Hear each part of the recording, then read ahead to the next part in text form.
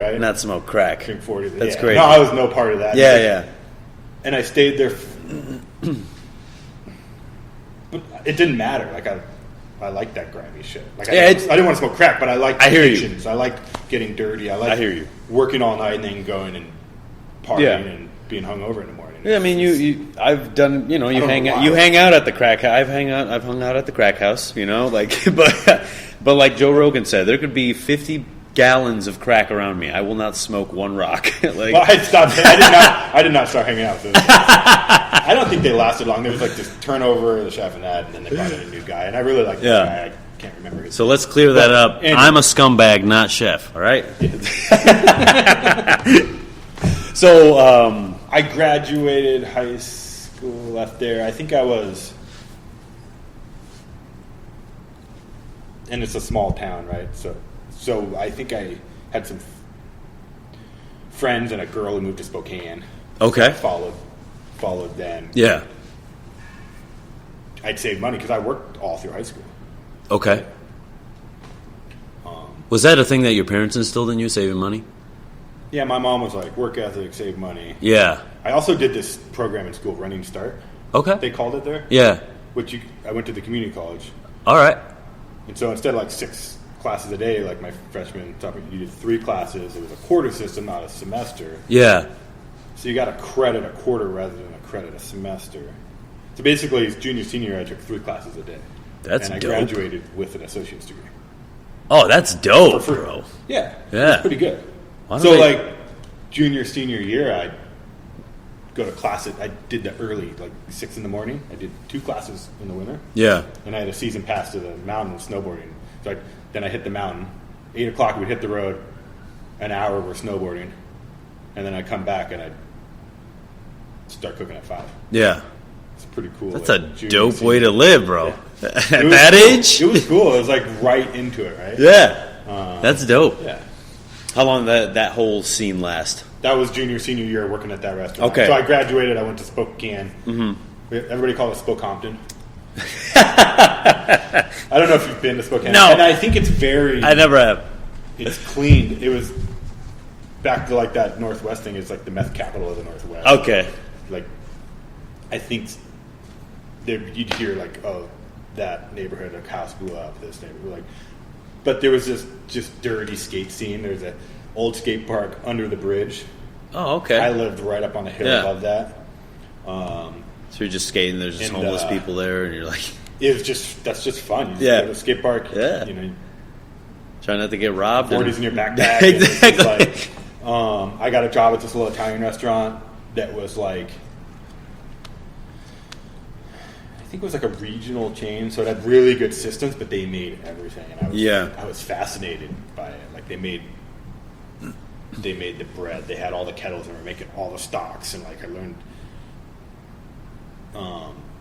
you made all your vinaigrettes. I started on pantry. You made all the sauces, all the vinaigrettes. You made the cream anglaise for the dessert. It wasn't like a pastry chef station, but you made like 4 or 5 pastry things, right? You made the cream anglaise. You did chocolate mugs for the tiramisu or whatever, and like all these different stuff. Yeah. And I was just like in love with it. Yeah. It's just like this is cool. I get paid for this. It was just like such next level from that, but it was like a real quick stint. Yeah. It's the only job I ever quit and didn't give notice. It's like because it's like big blow up with this silly girlfriend I followed there. Yeah. I called my brother. I got a twin brother. Okay. No fucking way. Partner in crime. Yeah. All right. Where's he at? He's back in the hometown making wine. Okay. Working with some real cool, cool group making wine. I called him. He came up. He like hit the road. Came up that night. Picked me up. So it's like I had no means. I had nowhere to live. Yeah. Like big blowout with this crazy girl. Not a good. Yeah. You live and you learn, you know. But it was like your brother picks it. So it was like that one time I had to call the guy, and I was just like, I don't have a place to stay. I can't stay in Spokane. Can you please help me? No, calling the job. Oh, okay, gotcha. I can't come back, and it's like the only time I ever did that. Yeah. And because you don't do that. No, you never do.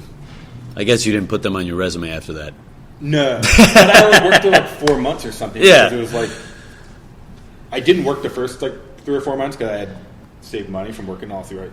So I got to skate, have fun, chill out, and get really into the skate scene there. But I was also like kid in that age where it gets harder to skateboard. Exactly. If you're working, so kind of soul searching. Mm-hmm. So back to Walla Walla, there's this old hotel that had just been renovated by this like billionaire. Yeah. He started Cellular One. I don't know if you remember. Cellular One was like one of the first cell phone companies. And sold it to one of the bigger ones or whatever. So he bought this old rundown hotel, like the only tall building in the town, right? And like fully renovated. Brought in. I remember they said it was $1 million kitchen, but now that I built a kitchen, I'm like, I think it was more. Yeah, because it was huge and it had everything. It had, even like steam jacketed kettles. Well, you even had the smaller steam jacket tilt ones. Yeah, you had like 2 of them. They're super fancy. You had everything. You had my favorite. You had a combi oven all the way back then. Like nobody. Ooh, yeah, nobody had those back then. Yeah, this was definitely 2001. Nobody had combi oven. No. So it was like they just blew this thing out. They brought these chefs in from the East Coast. Like the exec chef, exec sous, and the sous chef all came from the East Coast. They all worked together. Where did they work? Where'd they come from? I don't really remember. Okay. Were they the like... chef was like French. It was like classic French trained, but I don't think he was French. I think he was... But I interviewed with him, and then when I came back to get the job, he wasn't there. Oh, okay. The exec sous was the chef. Okay. Bear. His name's Bear. Bear. He's like one of my best friends now. Okay, cool. Is he still cooking? He's not, and that's so. That little hollow vase on the table, he made all those for me. So he's been. Oh no shit. He's been. He started that back when I was working for him, and now he's so good. And he does. I was showing you that bowl. Yeah. You were one of our tasting menu courses. He does that. That's dope when it all comes together like that. Yeah. Just people that you know. I stayed with him for 3.5 years. Okay.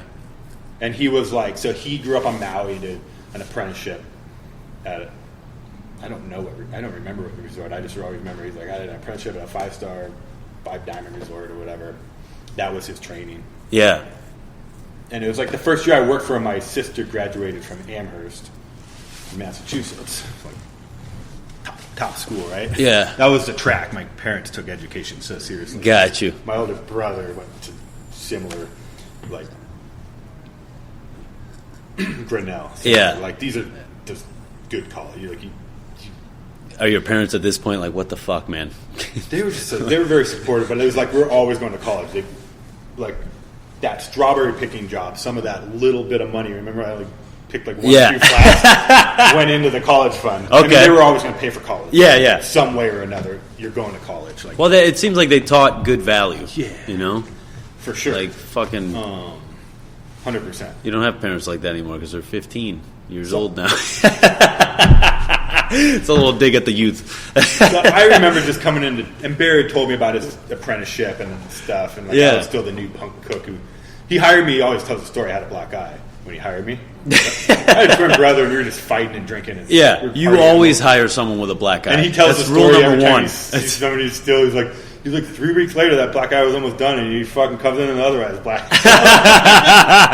Was that you and your brother just fucking around? No, I mean, we were at that age, we were like fighting with...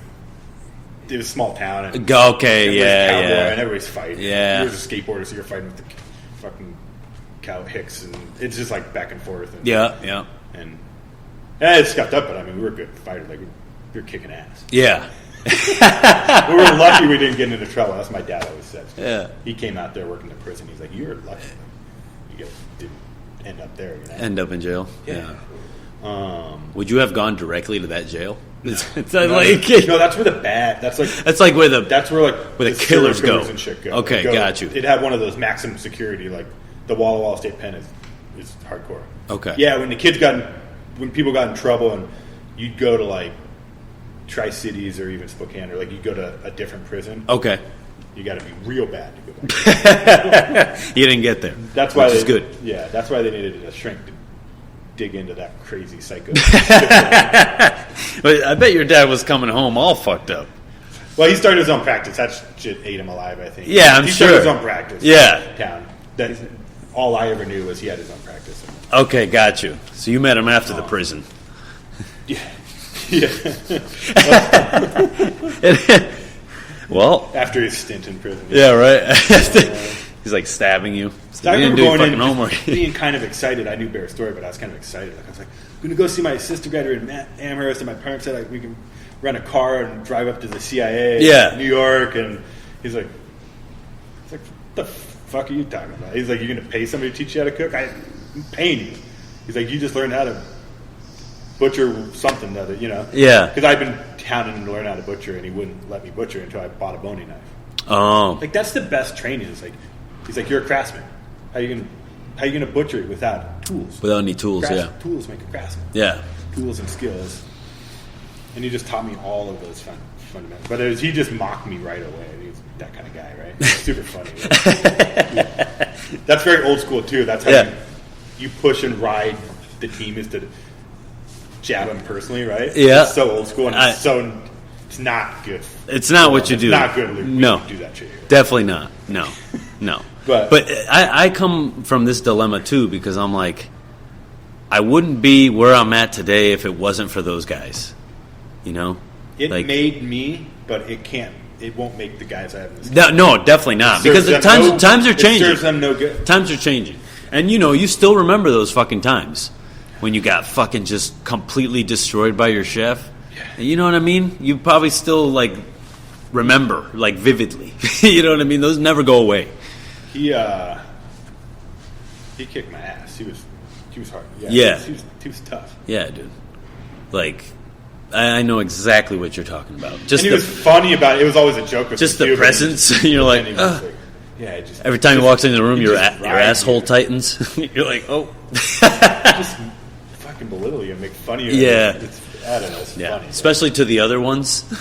He'll like take the guy who's doing best that day, and then just take him under his wing and be like, fuck those guys.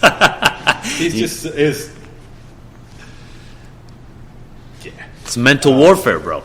It's all good. You made it through. And so I go excited. I'm like, I'm going to go check out the best culinary school in the country. Yeah. And he's like, what the fuck, you can do that? Yeah. You're going to pay somebody to teach you how to cook? Yeah, so I went and did it. And I was like, not like, they want you to sign the pre-enrollment before you even do the tour. Exactly. They put me with some kids and they showed me their dorms, and I thought I was like, okay, this could be fun. It could definitely be a fun experience. Yeah. On a lot of levels. The classroom setting, like I just remember making one little bean salad on a little tostada canapé, and I remember taking the bowl back to the chef 3 times. He's like, it needs more acid. So they were like hammering in like cooking and flavor from the beginning, and that's valuable, I think. But like, I just remember this group of kids that I was grouped with, and the kid was like, I'm going to go be a chef at San Francisco next year and make like $80,000 a year. And I'm just like, I was like, they're letting them think this. Like, yeah, that's exactly what they make you think. But now that I think about it, Culinary School creates institutional chefs, hospitals, prisons. Like it's all in the same umbrella of the government. Like it's all one of my cooks actually, we were having a discussion about school. Yeah, and she's like, I didn't go to CIA. I went somewhere else. She's like, because the majority of the interns go to Disney World. Exactly. She's like, I was like, you go to CIA and you go. I was like, why would you ever go internship? Oh, it was because we were talking about Disneyland. I did my wife and our basically grown-up kids. We did a grown-up kid Disneyland trip. Cool. Like 3 or 4 years ago. Okay. I think they were 18 and 20 at that point.